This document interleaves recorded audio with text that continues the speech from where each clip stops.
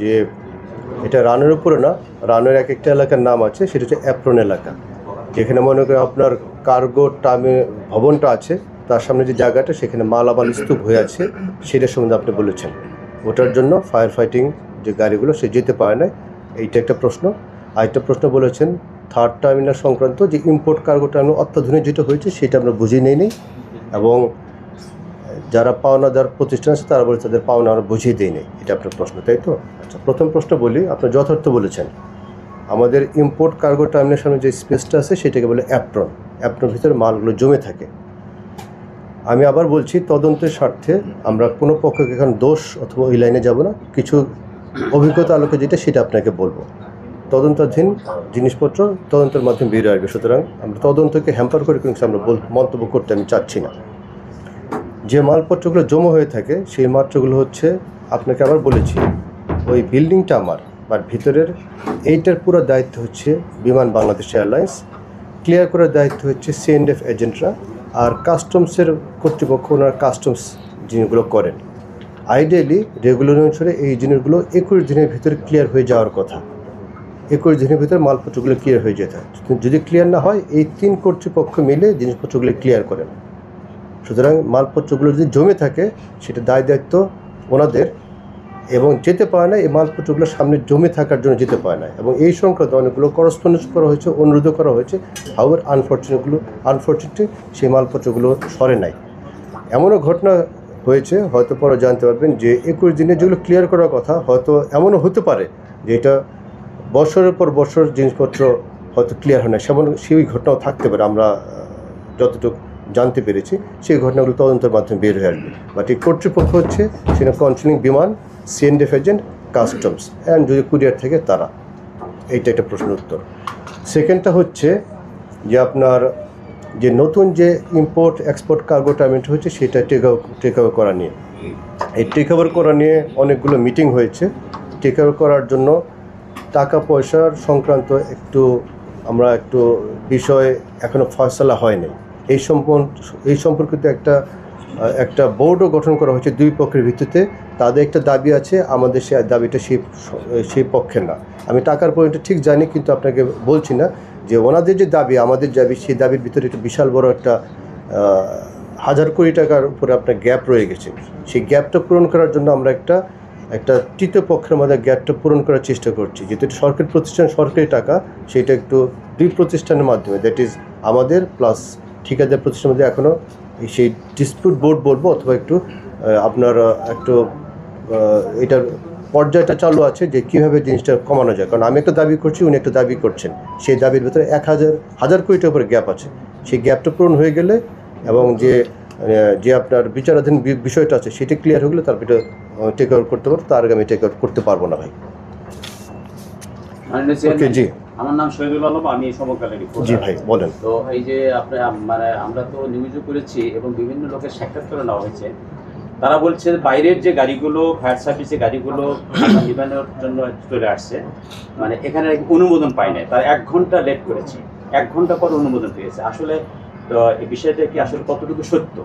আপনাদের আগুন লাগছে, আগুন লাগার অনুমোদন, নিবানোর জন্য অনুমোদন লাগবে কি? আপনি বলেছে আইকাও যে এই ঘটনা ঘটলো, আইকাওতে আমার কোনো মানদণ্ডে আমি নিচে পড়ে যাবে নাকি? এই ঘটনাটা অবশ্যই দুঃখজনক এবং আমার জন্য একটা খারাপ অভিজ্ঞতা, সেটা নো ডাউট। বাট আইকাও, আমি মনে করি যে আইকাও এই ঘটনা পরবর্তীতে যদি দেখে যে আমাদের স্টেপগুলো কেমন হচ্ছে, প্রবাবলি সেটা আমাকে আরও বেটার সাপোর্ট করবে টু আপলিফট মাই পজিশন। সুতরাং আইকাও এর মাধ্যমে আমার মনে হয় কোনো মানদণ্ডে আমার আঘাত আসবে না। জাস্ট শুধু একটা ঘটনা দেখেন, কদিন আগে দেখলেন না হংকং এয়ারপোর্টে একটা 747 কার্গো এয়ারক্রাফট পড়ে গেল। আমরা তো এটা ধারণা করতে পারি হংকং যে আছে তাদের ইনফ্রাস্ট্রাকচার অথবা তাদের প্রসিজিওর, তাদের কমপ্লায়েন্স ধারণা করা যায় যে মোটামুটি ওয়ার্ল্ড ক্লাস স্ট্যান্ডার্ড, তাই না? সেখানে একটা 747 আর ছিটকেরা ছবি সহ দেখেছেন।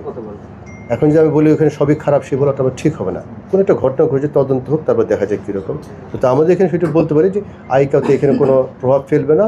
সাবসিকুয়েন্টলি যে কমিটিগুলো আসবে সেগুলো যদি আমরা কমপ্লাই করলে আমি মনে করি সেটার মধ্যে আমাদের ইমেজটা যে আরও বেটার হবে, যেটা আমাদের একটা ঘটনা ঘটেছিল, দুর্ঘটনা ঘটবেই, কম হোক বেশি হোক, আমার চেষ্টা থাকবে যেটা মিনিমাইজ করা যায়। সুতরাং তদন্ত কমিটি ওনাদের প্রতিবেদন কিছু আসবে, কিছু রেকমেন্ডেশন আসবে, সেই রেকমেন্ডেশনগুলো আমরা ফলো করি। আমার বিশ্বাস তার মধ্যে আমাদের অবস্থার আর উত্তরণ করবে সে মনে। বিল্ডিংটা সিভিল এভিয়েশন আমি যতটুকু বলতে পারি, তারপর বলছি তদন্তের স্বার্থে সব কিছু স্পেসিফিক বলে কাউকে দোষ দেওয়াটা সে ঠিক হবে না।